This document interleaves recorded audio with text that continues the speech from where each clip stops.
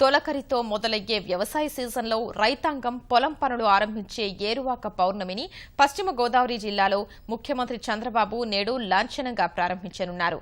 దీనికి సంబంధించిన మార్గదర్శకాల్ని జారీ చేసిన సర్కార్ కార్యక్రమ నిర్వహణ కోసం జిల్లాకు ₹1,00,000 వరకు నిధులు విడుదల చేసింది. ఇందులో రైతులకు వివిధ అంశాలపై అవగాహన కల్పించనున్నారు. జోరుగా వానలు కురిసి పంటలు బాగా పండాలని కోరుతూ భూమిని దున్నే రైతన్నకు పూర్తిస్థాయి భరోసా ఇచ్చేందుకు సర్కారు సన్నద్ధమైంది. రాష్ట్రంలోని అన్ని జిల్లాల్లో ఏరువాకను నిర్వహించేందుకు ఏర్పాట్లు చేసింది.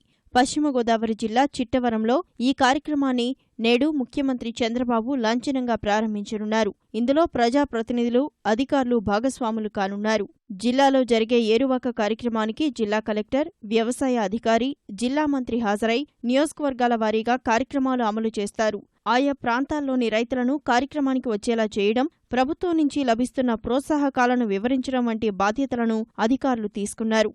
మహిళా రైతులు, రైతుమిత్ర గ్రూపులు, ప్రగతిశీల రైతులను ఇందులో భాగస్వాములను చేస్తున్నారు. ఏరువాకలో భాగంగా రైతులకు భూసార పరీక్షలు, ఎరువుల వాడకం, సాగుభూమిలోని లోటుపాట్లు తదితర అంశాలపై అవగాహన కల్పిస్తారు. ఒకే క్షేత్రంలో వీలైనన్ని ఎక్కువ పంటలు పండించేలా రైతులను ప్రోత్సహిస్తారు. ఎరువుల వాడకం లేని ప్రకృతి సేద్యం, సంప్రదాయ వనరులు సేద్యం చేసే రైతులకు ప్రోత్సాహకాలు ఇవ్వనున్నారు.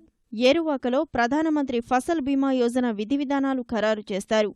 గ్రామసభలు నిర్వహించి చంద్రన్న రైతు క్షేత్రాలు, పొలంబడి కార్యక్రమాలపై అవగాహన కల్పిస్తారు. వ్యవసాయేతర సాగు చేపట్టే శాఖలు వాటి పథకాలను వివరిస్తారు. కీలక పంటల నిర్వహణకు సంబంధించి శాస్త్రవేత్తలు రైతులకు సలహాలిస్తారు. ఇన్ఫర్మేషన్ టెక్నాలజీ ఉపయోగించి పంట పొలాల ఈ-క్రాప్ బుకింగ్ చేస్తారు. వ్యవసాయంలో ఆధునిక పద్ధతులు తెలిపేందుకు స్టాళ్లను నిర్వహిస్తారు.